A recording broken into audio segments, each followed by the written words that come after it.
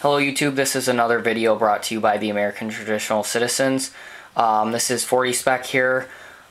We have, I've been getting a lot of comments on my Glock vs. M&P video comparing the third generation and under Glocks versus the M&P series. I had a compact 23 in that video, and once again I'm saying third generation and under. The specs on the fourth generation Glocks are different. Once again, third generation and under. Why? Because a lot of people are still carrying third generation and under Glocks, and some people would rather buy a third gen than a fourth gen Glock. So, you guys are saying compare your full-size M&P to a full-size Glock. Why? Well, pretty much you guys are telling me this because of the name. And what I'm here to show you is that names don't mean anything. The companies name their guns whatever they want, but the data and the measurements show otherwise. Okay, so obviously these guns are empty. I stripped them down first to compare the different size slides. And this is a full-size Glock 22 versus the full-size M&P40. The M&P slide is at the top here, and the Glocks is on the bottom. And as you can see, there's not much of a difference. Okay?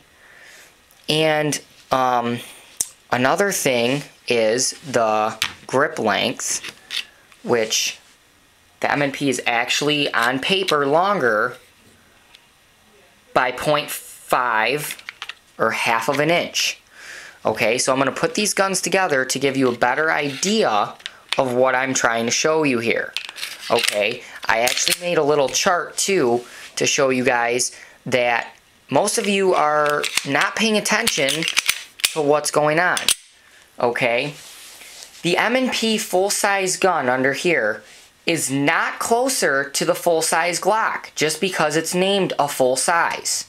Alright, we have a full-size M&P40. The barrel length is 4 1/4. The full-size Glock is 4.49. Okay, the compact Glock, which was the Glock 22 I reviewed, was 4.02. Okay, another thing was the round capacity. You guys jumped on me. Yes, I had a 10-round magazine for the Glock 23.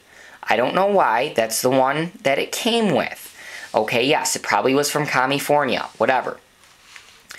The standard capacity for Glock 23 is 13 rounds. That's the magazine it is issued with. Compared to a full-size M&P, which is roughly the same size, is 15 plus 1. Now, you guys are saying, oh no, the M&P compact is closer to the compact Glock. Well, let's look. 4.02 for the barrel length of the Glock versus 3.5 of the compact M&P. Now, here's the subcompact Glock, which would be the Glock 27. 3.43 barrel length is way closer to a compact M&P. 3.5.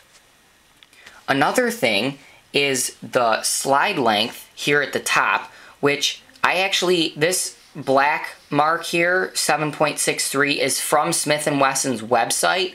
However, they're measuring from the front of the gun to the beaver tail of the gun, which is here, which a Glock does not have very much of a beaver tail. On the Glock website, they're just measuring the overall slide length. So, I took my M&P slide and I measured it from the front to the longest point of the slide, which is right here in the corner. And this is the result I have, a 722. Okay, let's look. What's closest here? 722. Well, it's closer to the compact Glock, 7.63. Now, you guys, if you want to measure the overall length, which would be the beaver tail, then it would be what Smith & Wesson's website says, 7.63. The overall height, here we go again. We have a compact Glock, which is 5 inches, versus the full-size M&P, which is 5.5 inches. Okay, if you compare a full-size M&P to a full-size Glock, it's 5.53. Okay, yes, the full-size grip length of an M&P is closer to a full-size Glock. However, I wasn't saying they were exactly the same. What I was saying was they were similar. They were close. Someone had asked me what is better to carry, a Glock 23 or an M&P full size, and they were asking me for the length comparison or the size comparison of the gun. So I did a comparison and I showed that just because an M&P full size is named a full size doesn't mean that it's actually as big as the full size Glock. The point on the capacity that I made in my previous video, and as well as this one, the Glock standard issue, that means what comes with the gun when you buy it, is shown in black. If you get a competition Glock, it's going to be a 15 round for the 40 cal. Same for the full size, 15.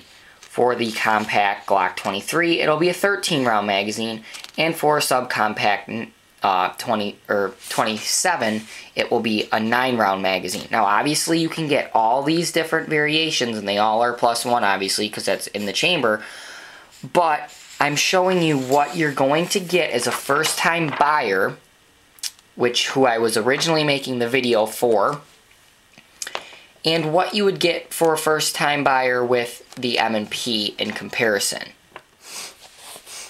If we look at the slide length in comparison with each other, lining up the slides, the Glock full size is bigger than the M&P full size. They're not the same. Oh, what a shocker.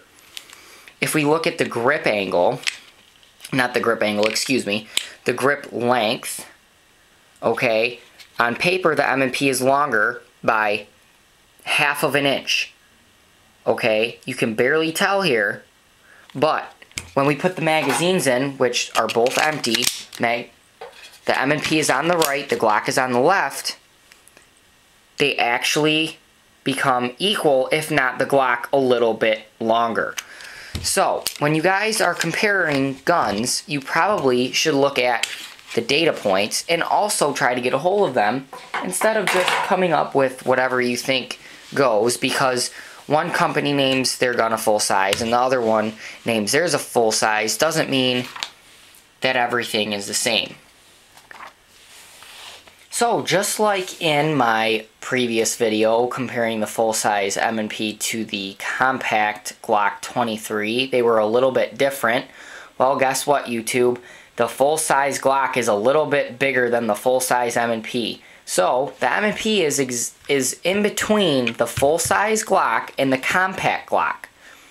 Okay, just as the compact M&P is in between the compact Glock and the subcompact Glock. But if you were going to compare the two, the full size M&P is still closer to the compact Glock, and the compact M&P is still closer to the subcompact Glock. Till next time, YouTube, 40 Spec out.